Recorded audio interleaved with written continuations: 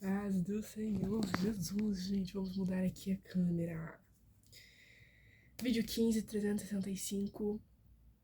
Antes de falar qual é a nossa passagem de hoje, que é 2 Coríntios, sim, cartinhas de Paulo, este que veio para nos corrigir, que veio para nos dar um lindo testemunho, que veio para ser um bom exemplo de cristão, aquele que testifica sempre que está seguindo a Cristo.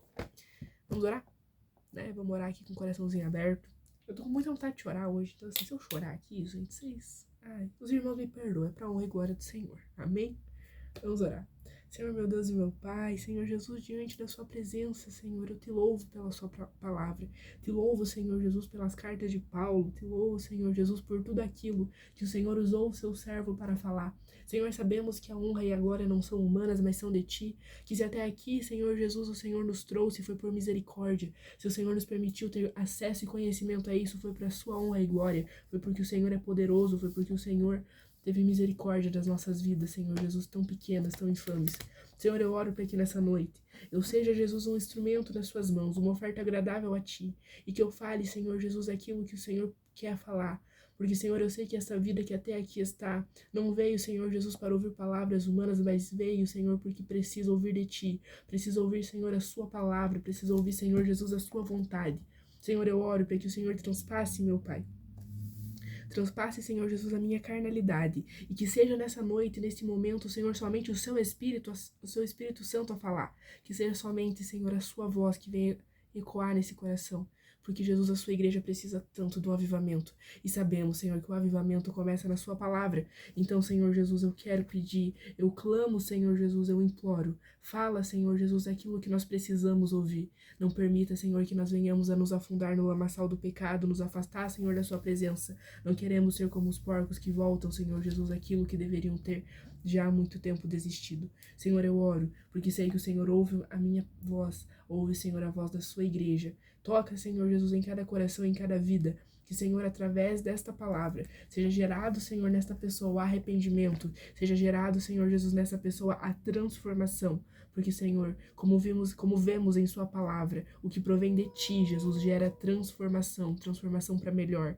Não foi, Senhor, somente o milagre da água para o vinho, que mostrou o resultado da qualidade do seu operar, mas é, Senhor Jesus, como quando vemos um pecador arrependido, que vemos, Senhor Jesus, a sua grandeza, que vemos, Senhor Jesus, aquilo que o Senhor é poderoso para fazer. Senhor, não há limites para suas mãos. Então eu oro, meu Pai, toca, Senhor Jesus, em mim, toca, Senhor, nesta pessoa, que venha a arder nos nossos corações, Senhor, a vontade de te servir, em nome de Jesus, amém.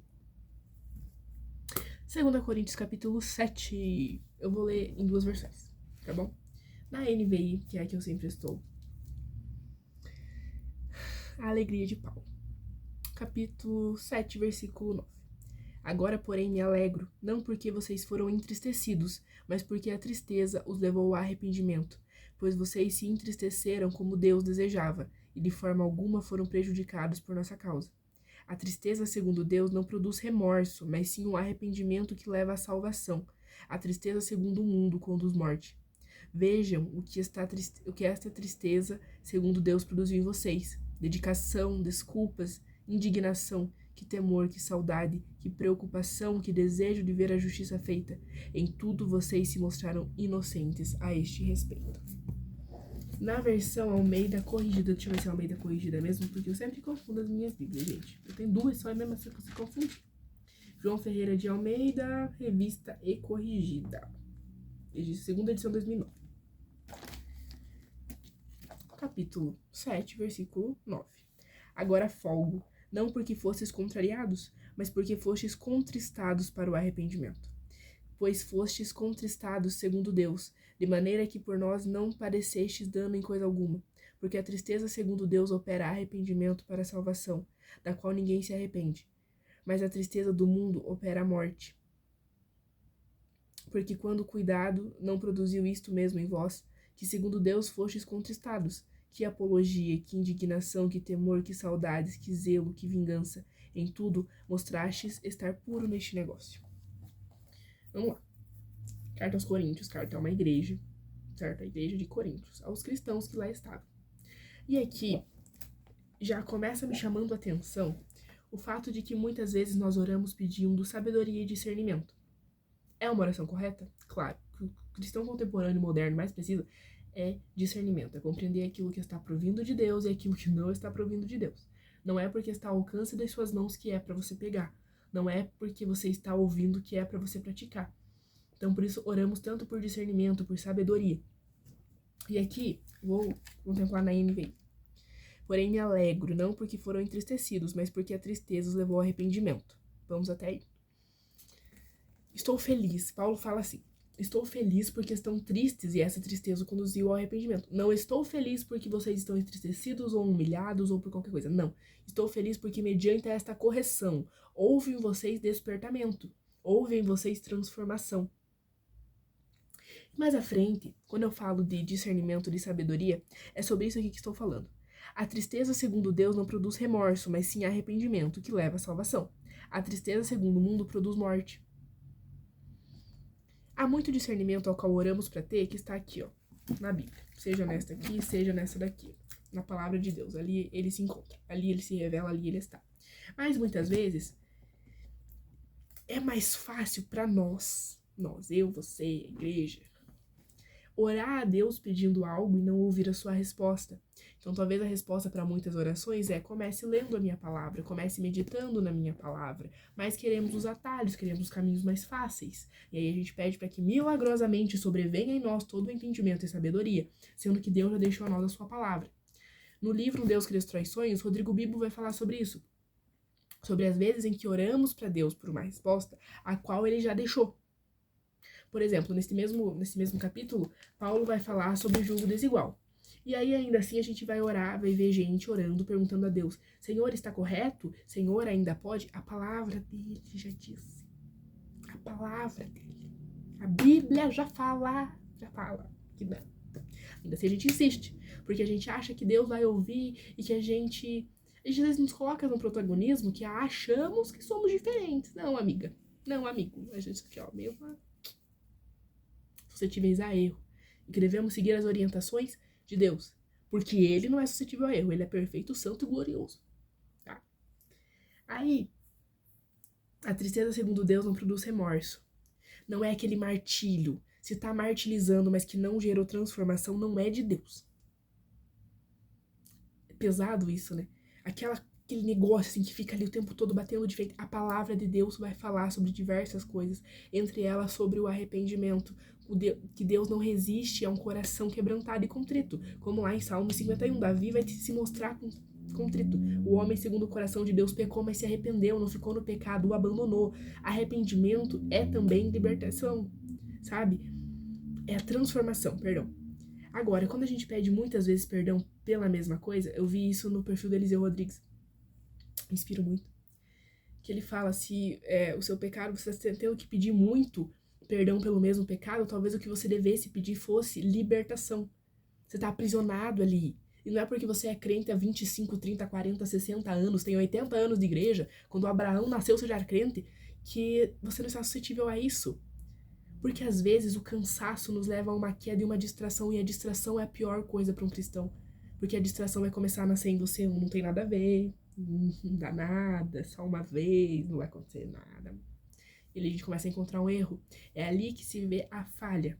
Ainda assim, o arrependimento, a tristeza de ter magoado o coração de Deus, isso é um traço clássico do arrependimento.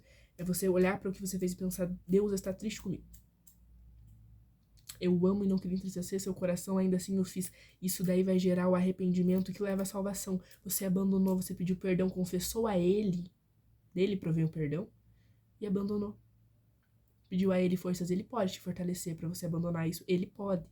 Ele pode. E eu não posso. Seu amiguinho do lado não pode, mas Deus pode. E aí ele fala que a tristeza segundo o mundo produz morte. Paulo vai falar aqui um pouco anteriormente que ele fala: cuidado para que não haja demaseio de tristeza nele. Porque sobre isso, o maligno, né, como tá aqui na NVI, pode se aproveitar disso. Como vemos tantas pessoas com depressão, com diversos transtornos, justamente por isso, por ter sentido tudo em demaseio, e a tristeza em demaseio é um buraco muito profundo, é um local muito difícil, porque Satanás ele está sempre disposto a apontar o dedo pra gente, pra falar que você fez isso, você fez aquilo, você não é digno, você não é nada, mas a palavra de Deus fala mediante arrependimento a perdão. Jesus não foi crucificado ali à toa. Foi para que se você se arrependesse, você obtivesse vida eterna. O pecado gera consequências. E a consequência do pecado que leva à morte. Quando você se permite ficar ali, quando você não luta. Não diga que você está lutando por um pecado pelo qual você não foge. Não diga que você está lutando contra um pecado ao qual você não luta realmente, sabe? Você luta em palavras. A sua luta tem sido mais um perdão vazio ao qual você já decorou a oração de pedir perdão do que uma fuga mesmo. E eu gosto muito quando Paulo fala aqui: vejam que a tristeza segundo Deus produziu em vocês. Aqui eu posso compreender Paulo falando: veja, mediante Deus você não só foi liberto, como você agora luta pela libertação de outras pessoas. Olha que glorioso é isso. É você olhar para alguém e falar assim: eu já estive no mesmo local que você, mas o Deus Altíssimo me libertou, me alcançou e quero ser para você instrumento para isso.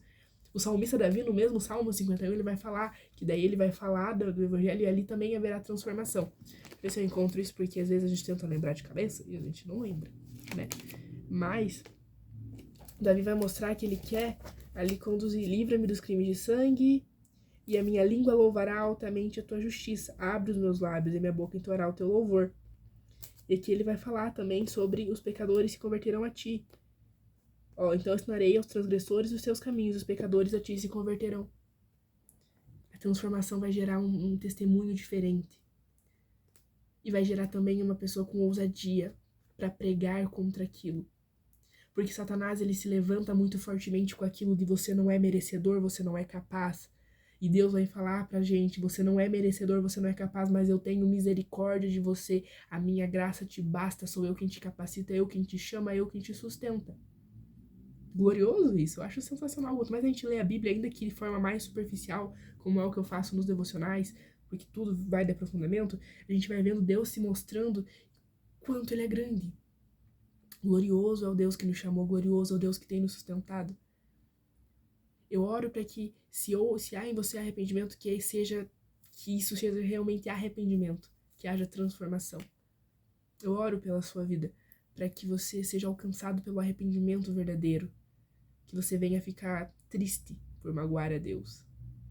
Parece uma humanização dele, né? Mas veja como isso é pesado, tipo, você magoar aquele que fez tudo por você. E que você venha a lutar contra os seus pecados, seja ele qual magnitude for, para Deus não tem diferença. Isso é muito importante a gente lembrar. Não existe pecadinho, pecador e pecado. Ainda continuando, em tudo vocês se mostraram inocentes a esse respeito. Eu queria convidar você a ler toda isso da alegria do Paulo, que vai do versículo 2 do capítulo 7 até o versículo 16. Eu creio que Deus vai falar com você mais profundamente nessa palavra, mais do que o meu tempo me permite, mais do que o meu conhecimento me permite. Porque se algo de bom aqui falei, foi proveniente dele. Amém? Até o próximo vídeo.